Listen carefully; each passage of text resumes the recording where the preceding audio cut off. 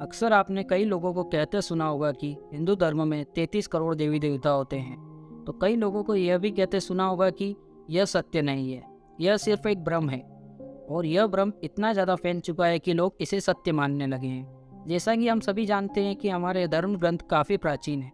समय के साथ इसमें बातें जोड़ी भी गई और कई बातों का अनुवाद भी किया गया।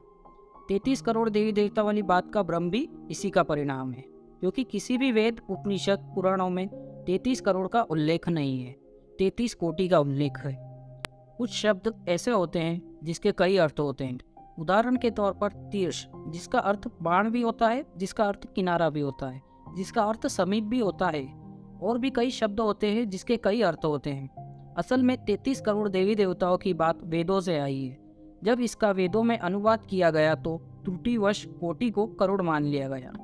कोटि शब्द के दो अर्थ होते हैं। कोटि शब्द का अर्थ प्रकार भी होता है और करोड़ भी होता है। वेदों में जिस कोटि शब्द का प्रयोग किया गया है उसका अर्थ प्रकार है, न कि करोड़। वेदों में इन 33 कोटि देवी देवताओं का विस्तार पूर्वक वर्णन किया गया है।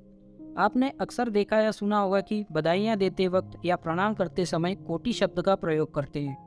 अब वह लोग यहाँ करोड़ों बार बधाइयाँ या करोड़ों बार प्रणाम नहीं बोल रहे, बल्कि उनका भाव यह है कि जितने प्रकार के प्रणाम है या जितनी प्रकार की बधाइयाँ होती है वो सामने वाले को अर्पित हो। आइए अब जानते हैं कि कौन है वह 33 कोटि देवी देवता। इन 33 में से 8 वसु है। वसु अर्थात हमें बसाने वाले, जहाँ आत्मा निवास करती है। यह 8 वसु है। धरती, जल, वायु, अग्नि, आकाश, चंद्रमा, सूर्य और नक्षत्र। यह 8 वसु प्रजा को बसाने वाले अर्थात धारण या पालन करने वाले हैं। इसी तरह 11 रुद्र आते हैं।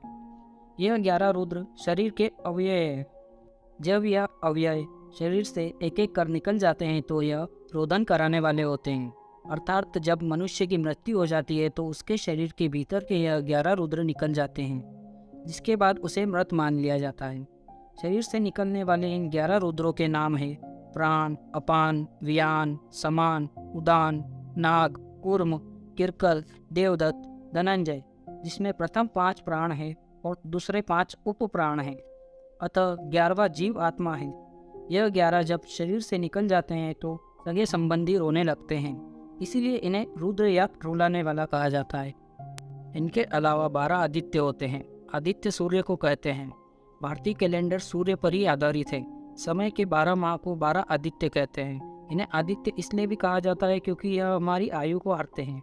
जैसे जैसे समय बढ़ता जाता है हमारी आयु घटती जाती है। यह 12 आदित्य 12 माह के नाम हैं। सूर्य की 12 राशियों को भी इन्हीं की श्रेणी में रखा गया है। 8 वसु, 11 रुद्र और 12 आदित्य को मिलाकर कुल 31 अव्यय है। 32वां है इंद्र, और इंद्र का अर्थ है बिजली या ऊर्जा। और 33वां है यज्ञ। यज्ञ अर्थात प्रजापति, जिसे वायु, जल, दृष्टि, शिल्प शास्त्र हमारा उन्नत होता है। औषधियाँ पैदा होती है। यह 33 कोटि अर्थात 33 प्रकार के अव्यय है जिन्हें देव कहा गया है। देव का अर्थ होता है दिव्य गुणों से युक्त।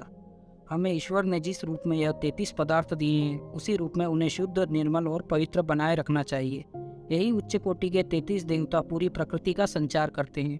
अगर इसमें से किसी एक की भी कमी रही तो संतुलन बिगड़ सकता है। इनको चेतक के रूप में भी समझा जा सकता है, अर्थात जिसने अपनी चेतना जागृत कर ली हो। इस महत्वपूर्ण बात को इस तरह भी समझा जा सकता है, जब धर्म ग्रंथों में जीव के प्रकार ही 84 लाख बताए गए हैं तो देवी देवताओं की संख्या 33 करोड़ कैसे संभव हो सकती है।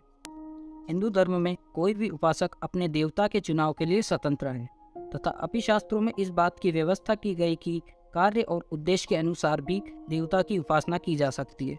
तो दोस्तों, यह 33 कोटि देवी देवता माने गए हैं, यानी 8 वसु, 11 रुद्र, 12 आदित्य, 2 अश्विनी कुमार।